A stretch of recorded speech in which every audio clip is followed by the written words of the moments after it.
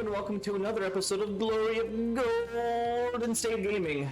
I'm your host, SwampSwimmer, and with me, as always, the reason to my rhyme, Vespasian. That's a good one. I like it. Creative. Hey, everybody. So, someone in the last video in the comments said, hey, the little intro where you talk about something off topic is annoying to me. And I wanted to get... I wanted the audience, anyone who's watching, please post and tell me what you think. Should we get rid of this little intro thing, go right straight in the ninth age or not? I'm going to present my argument. I like the little off-topic non sequitur, talk about something random and have a little discussion. But if the community doesn't want it, then we'll take it out. What do you think, Vespasian? I think it's good to break it up a little bit, but I mean, on the flip side, people come here for ninth age content, so maybe it's distracting. Yeah. I could see an argument for both sides. Fair enough. Yeah, I brought it in to kind of just break up I don't want the channel to be too serious, all strategy board games all the time. Let's just talk about some fun stuff a little bit. But hey, if you are listening to this, write a comment in the comments, let me know, we'll figure it out. La-di-da.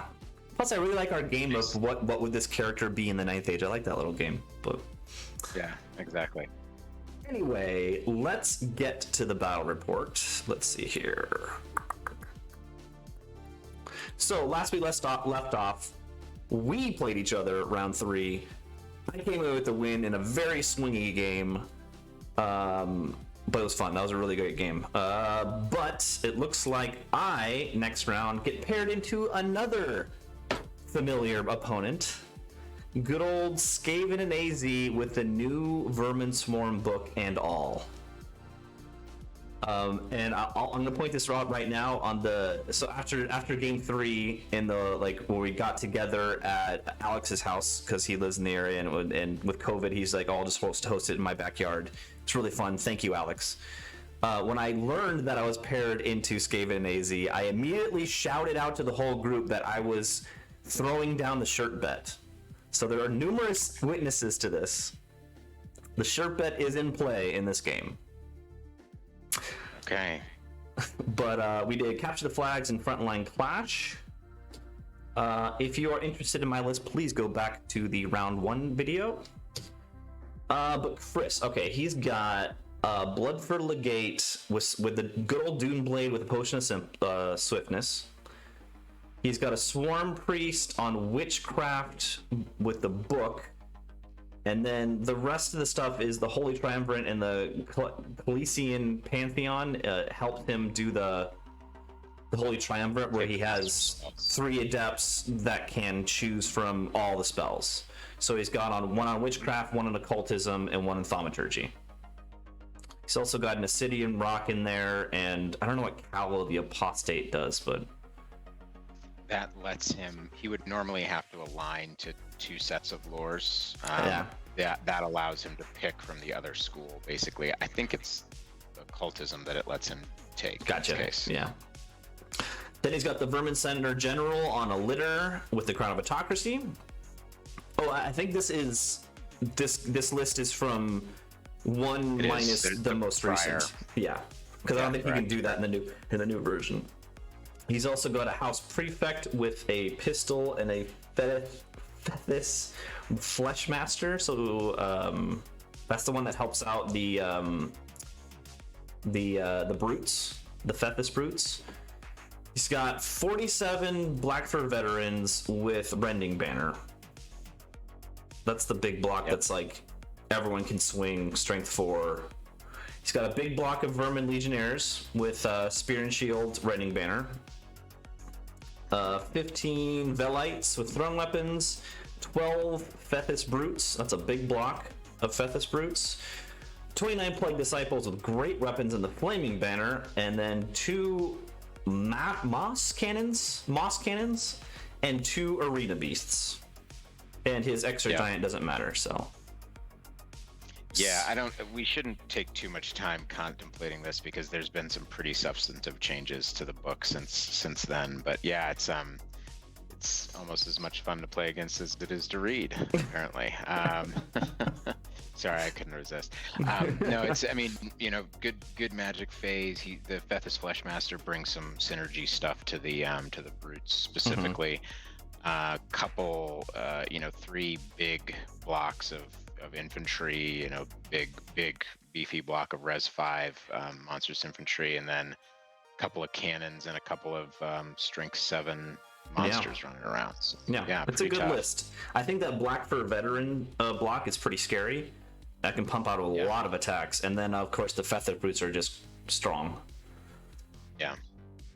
Yeah, I'm feeling I got a lot of attacks. I'm feeling like middle of the road. This is a 3 matchup for me in my mind, because his cannons are scary, but it's really only affecting my giants. But I use my giants as really support pieces. So yeah, I think that Duke Blade also plays a big problem for your list, because it's one of the few things that scares that Mino Warlord.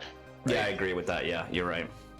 But we determined that the ancient dragon that costs twice as much as him, you know, with buffs, doesn't scare him. So I guess in this case, this 300-point model does. I'm not salty. Not too. Do you still have nightmares about that Minnow Warlord coming after your dragon? I do. I wake up screaming. Get up in the middle of the night and get your ancient dragon model and hug it and things. Okay. It's gonna be okay, yeah. So with my magic, I take with the shamanism, I take Swarm of Insects for the cannons and Awaken the Beast, which is always good. So here's his setup. He dropped everything to go first, and he castled.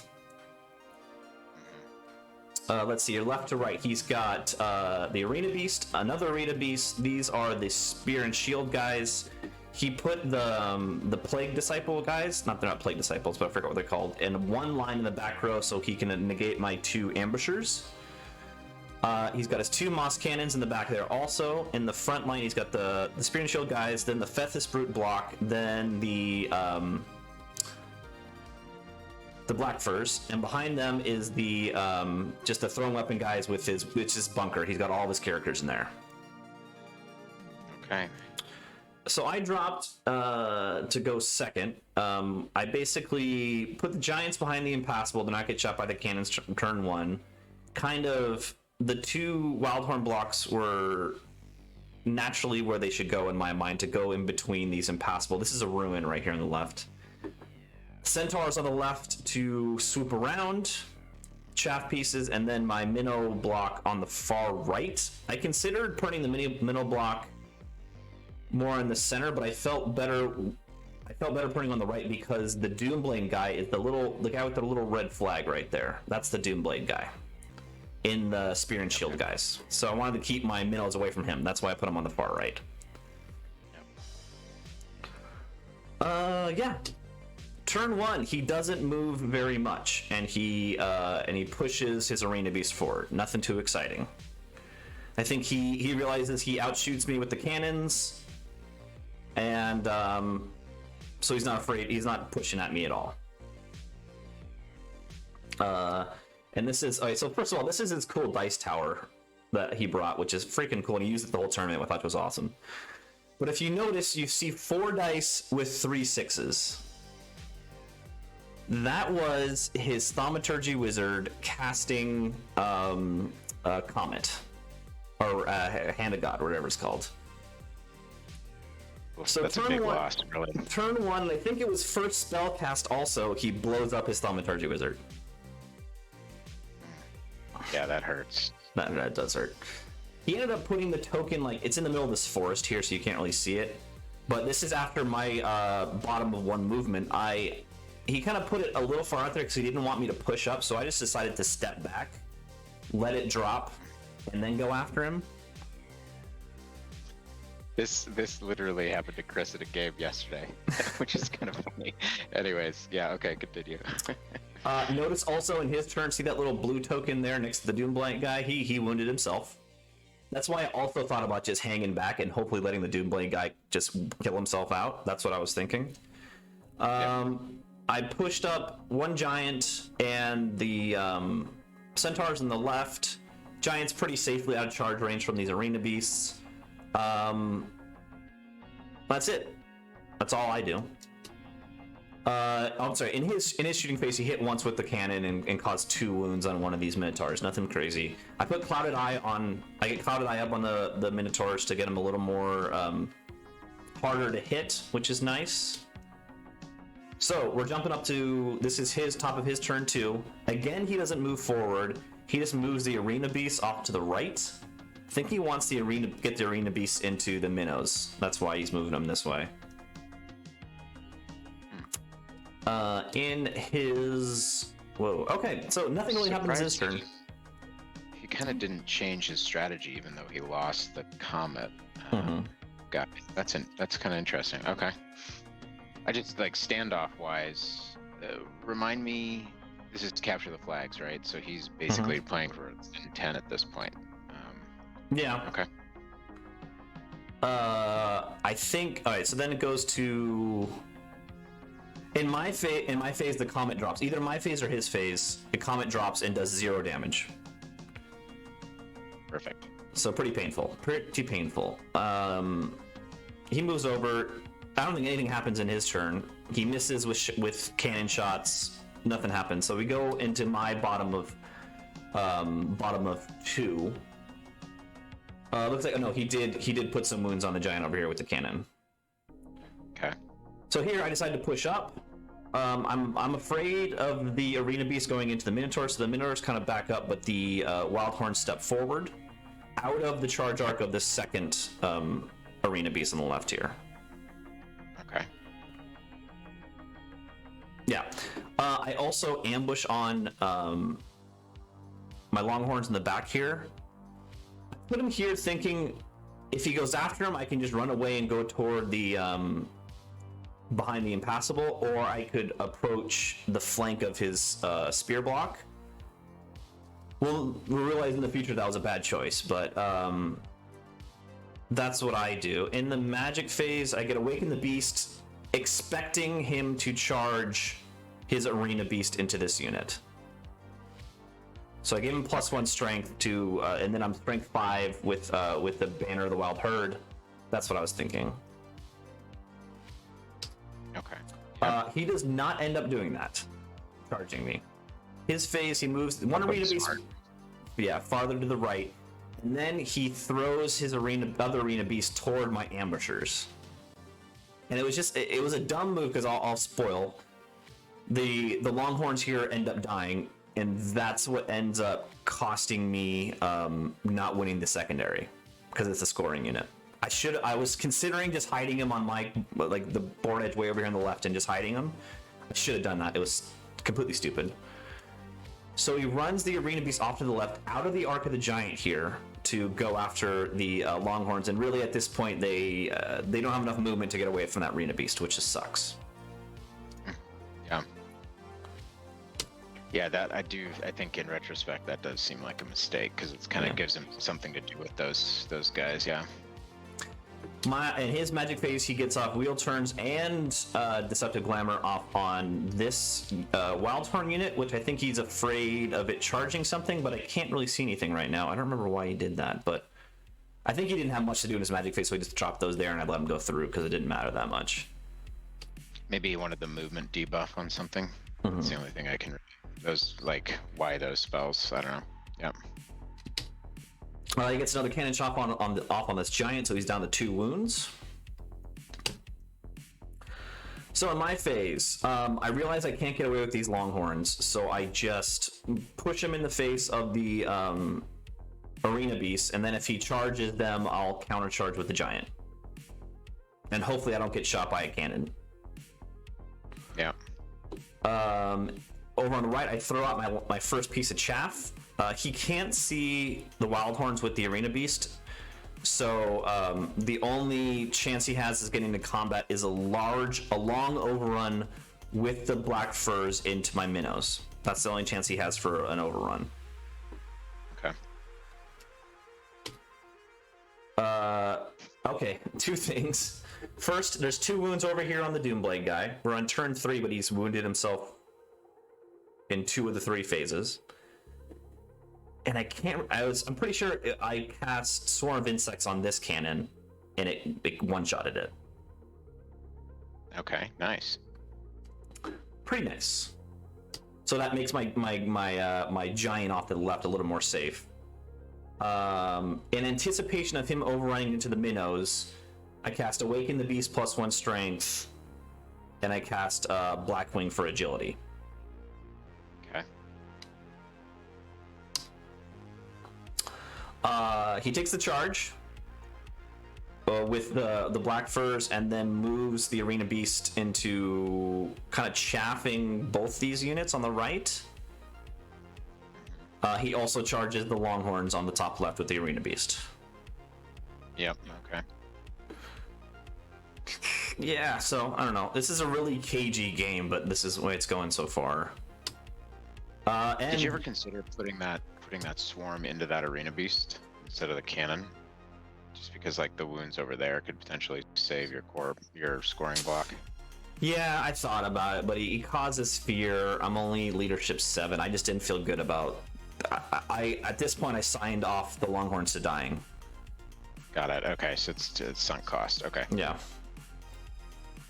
But someone's mysteriously missing in this unit.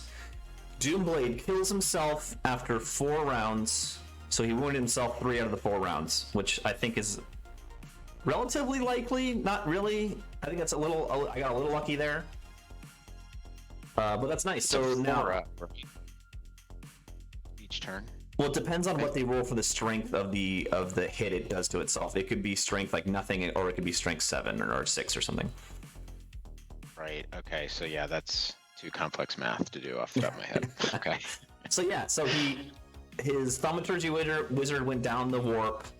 He killed himself with a Doomblade, and I killed one of the Moss Cannons, so I'm feeling good. Yeah, it's like 1,000 points almost. Yeah. 100, something like that. Yeah. In I think in the magic phase you get Deceptive Glamour on these Minotaurs, but he kills the chaff and doesn't overrun. I think with where he put his arena beast, he can't overrun, so he's just staying where he is. And he also has my minnows chaffed with the arena beast, so I can't go into the black furs. Yeah. So yeah, obviously he kills the longhorns, but I do plink off 2 wounds on him on the way out. But he overruns pretty far. And then I go for the charge with that giant into the rear of the arena beast. I make it, which is great. I'm swinging before him with 5 auto-hitting strength 6 attacks, which is pretty nice. Okay. Yep. My other ambushers, I learned my lesson, and I ambushed them on the far left here. And I take the charge with the Minotaurs into the arena, the side of the arena beast, and I throw my chaff up. So that means chaffing both those units. So that means the Thethys beasts are in the side of this chaff. So there's no way there's no way the Thethys beasts are going to overrun into me, but I'm probably going to take an overrun from the black furs, assuming I kill the arena beast, but I probably will. Besides that, I advance up. What's the difference here? I don't see a difference in those pictures. Okay. And yeah, the giant one-shots the arena beast. Wow. Okay. Because the arena beast is only toughness 5, and I was hitting him with 10 strength 6 that auto hit. Yeah, actually. So you might. It's got 5 wounds, probably. And what's it's something like a 4+ armor save or a 3+? 5 up fortitude, I think. Okay, yeah. So he just got unlucky with the fortitude rolls. Yeah, so it's kind of on the bubble, I guess, but doable. Yeah. Okay. Here I kill the Thethys beast, the arena beast, because they're minotaurs. They can do it. I turn to face, and I decide. He already has Deceptive Glamour on me, so I decide to go defense, and I do +1 toughness on them, so they're toughness 5. And that means his black furs on strength 4 are wounding me on 5s. In some sort of world, I think I can stand to that. Okay. That's another picture of the same thing. What goes on here? So he takes the charge. He takes the charge into the chaff. He reforms with the Fethys Beast, and in the magic phase he gets off Hand of Glory, so the 5-up Aegis on this unit. Okay. And then in his shooting phase, misfires with the other Moss Cannon and kills itself. He's doing everything he can for you. Yeah, he's trying hard to let me win. So in that case, they kill the chaff, they overrun into my minnow block here. So that's next combat. In my phase, I take the charge with these guys for 2 reasons. One, it gives me like just a dashing more of attacks, but it's Vermin Swarm, Res. so like I just need those res points. You're in Horde though. But I'm in Horde. So my idea here is I'm gonna do a bunch of damage to him, and he's not gonna do much damage to this unit. Hopefully, if this combat goes bad, these guys will be steadfast. Steadfast. Yeah. Okay. Yeah, I'll be steadfast in a bad situation. That's my thought. I move up in the center here. I throw one giant in front of the Fethys Brutes to chaff them, and then I'll take a counter charge with either these guys or the giant up here. Yeah. So currently he's got 1 on the secondary. He's got my longhorns that ambushed in the wrong spot. Yeah, but you're engaging on a couple of fronts, so you've got some opportunities here. I'm sorry. Here is when I get the +1 toughness Awaken the Beast. That's when I get it off on these guys. So they're still toughness 5. And then combat goes my way. He does. Let's see, 1, 7. He only does 8 wounds to me, with like a bajillion strength 4 attacks. Yeah. Okay.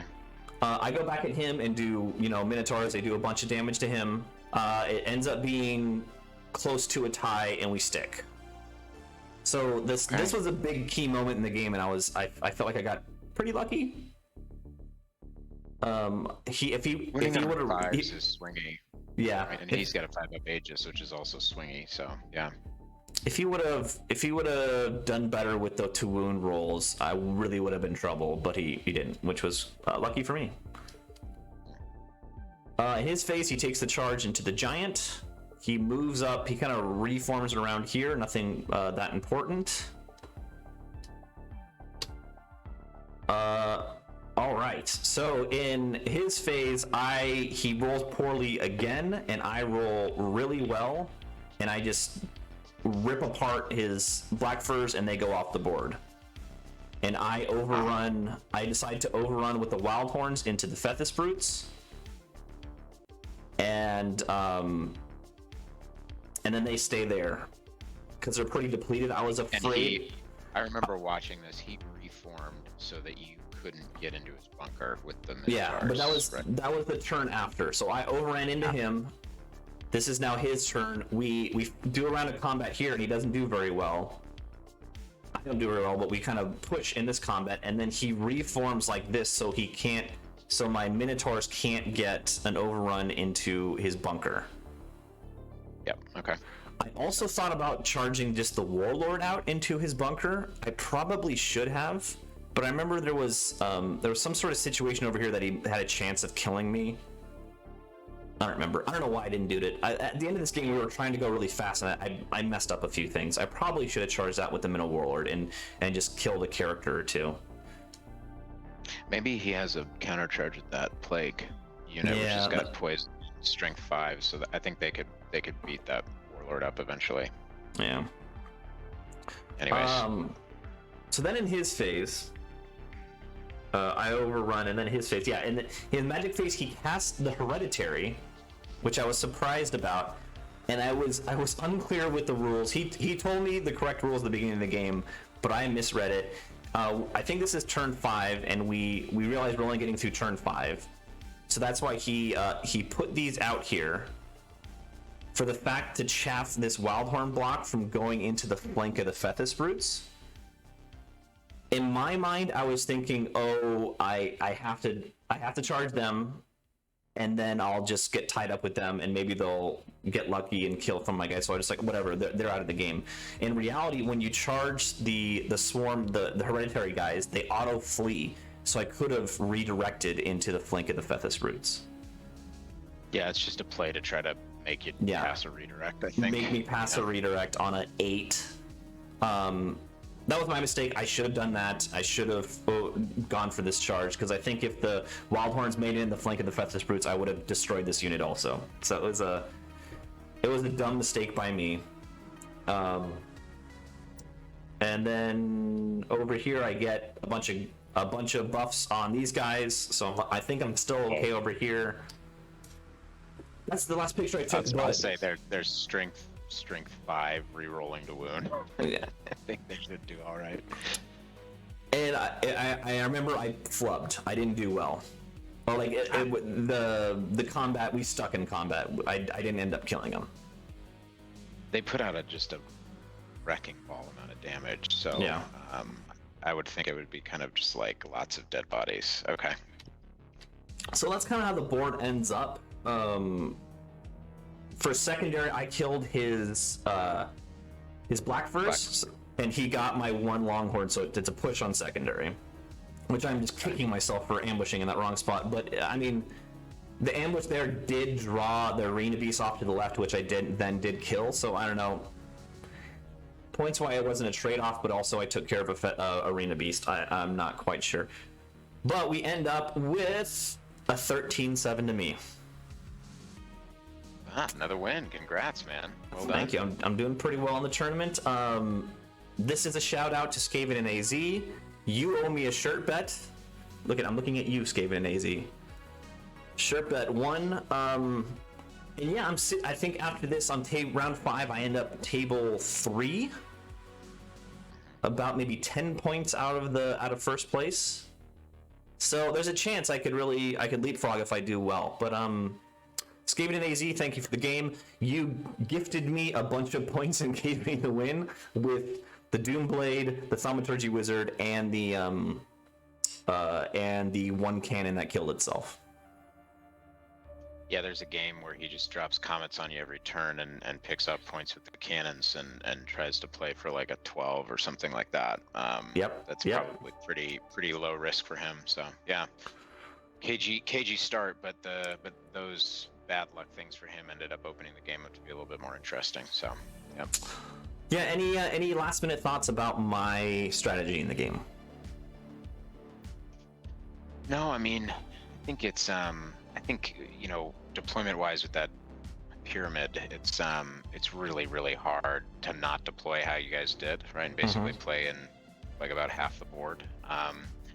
And I mean, I think your Wildhorn blocks and Minotaurs have the damage output to go through BS blocks, which a lot of armies don't have the ability to do. So I think you had the ability to play aggressive.